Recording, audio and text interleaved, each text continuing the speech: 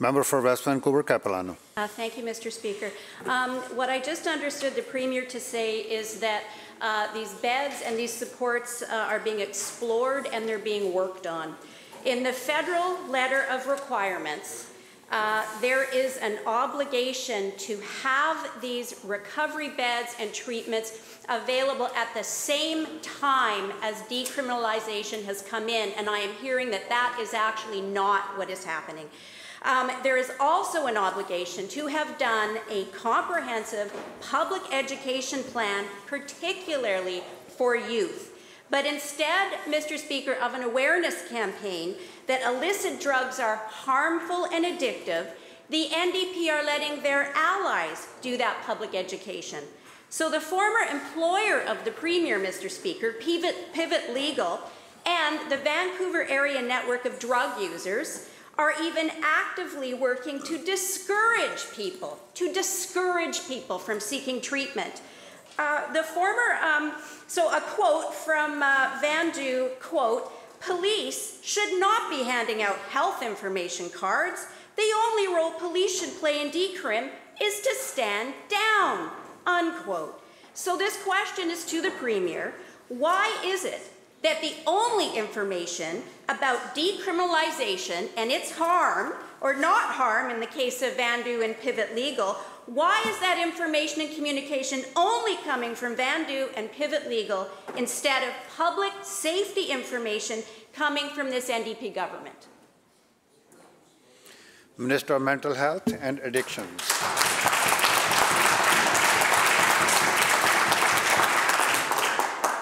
Thank you very much, Honourable Speaker, and thank you very much to the member for the question. However, the supposition in the question is just simply wrong. With respect to the requirements that Health Canada set down in the application that we made for exemption, an application that we made in collaboration, that was developed in collaboration with frontline law enforcement, with people with lived experience, with public health, with frontline care providers, who all stood together with us as we made the announcement 2 weeks ago.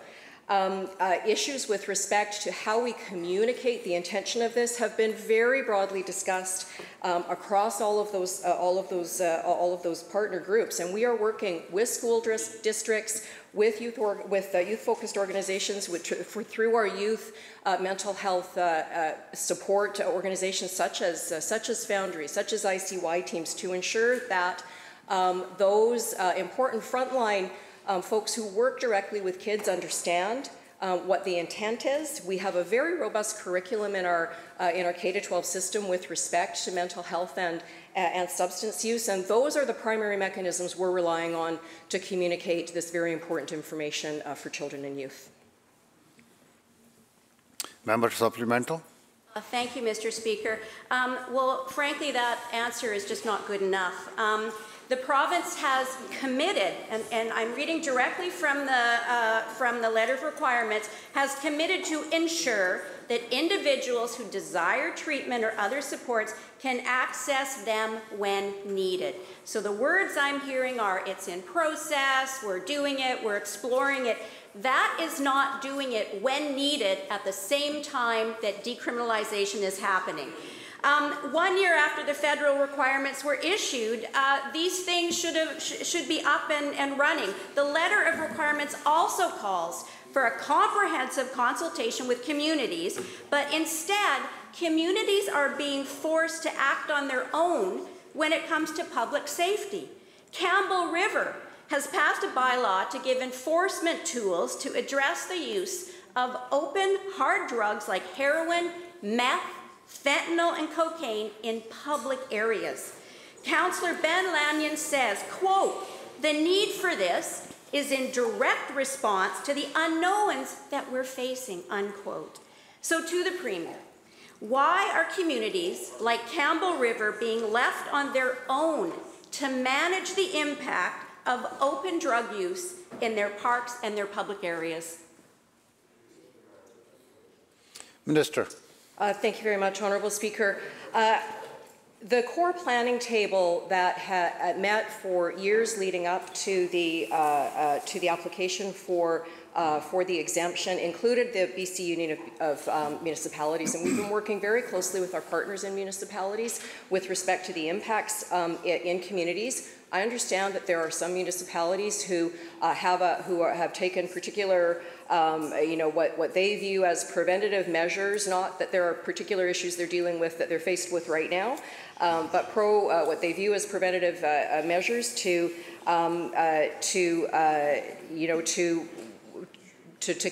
look at what they think may be problems down the road. But I would say that our conversations with municipalities have been very much about, again, how we need to pull together as communities to support individuals who are in crisis, to support individuals who need access to care and support. And that is why we've been working with 9,000 frontline police officers to ensure that they have training and education and skills development with respect to what decriminalization means, what its intended purpose is, the role of reducing stigma and fear, which we heard so eloquently from people with lived experience, from people who have lost loved ones to the toxic poisoning drug crisis, who again, would much prefer that their loved one were alive to be able to access care and support.